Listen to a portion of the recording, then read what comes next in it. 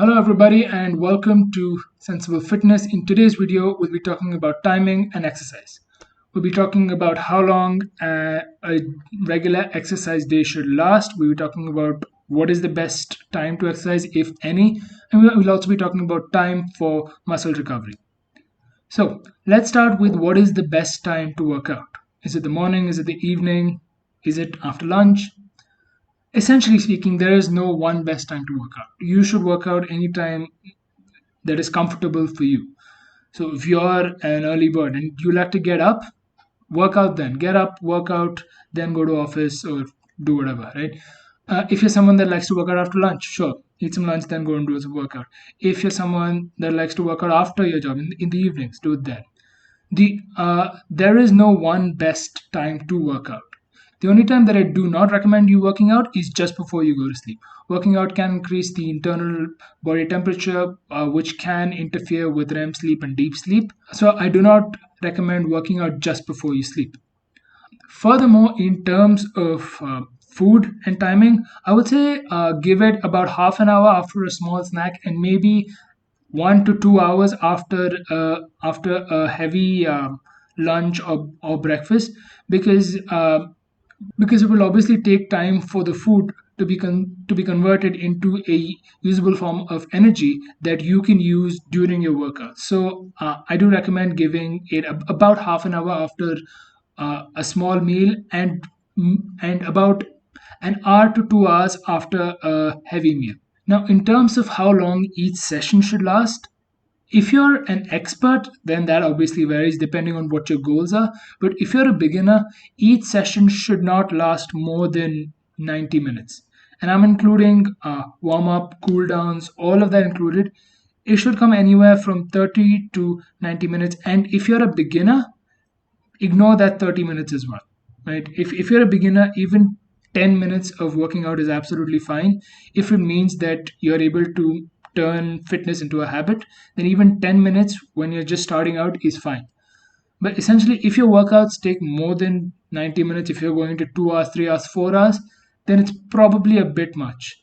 Now, when that happens, you're either working out too much, in which case you're causing too much damage to your muscles, or your program has not been structured correctly, which is why you're taking too much time and doing very little exercise, very little actual work. And in that case, I definitely recommend going back to your trainer and maybe seeing what can be done with your current plan.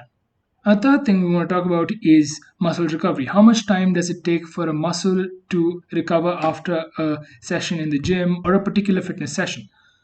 It depends on your particular muscle. For example, if we're talking about stuff like your biceps or your triceps, these are very tiny muscles, they're very small muscles, they don't really get used all that often. So their recovery can take anywhere between 48 to 72 hours, depending on how hard, how heavy you've gone in the gym or in whatever other recreational activity.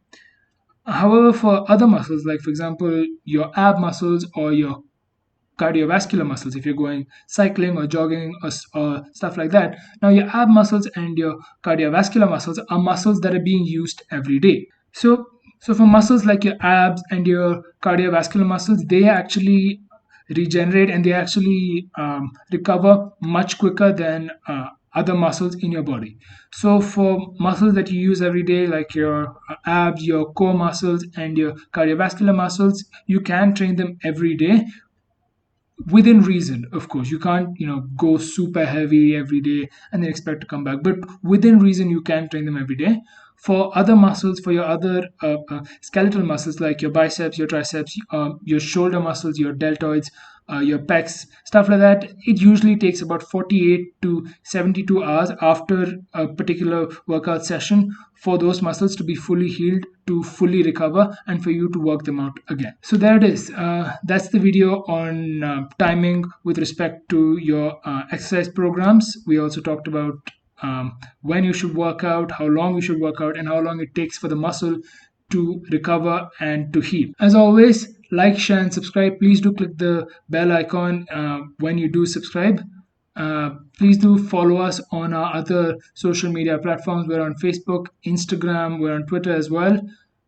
If you like conversations about music or about our school days, please do like, share, and subscribe to the K2A podcast and the Basic Trouble podcast as well. And if you're into gaming, please do like, share, and subscribe to that Indian Gamer. All links, as usual, will be in the description. And if you have any questions about this or any of the previous videos I've done, if you have any topic ideas which I can convert into a video, please do leave them down below.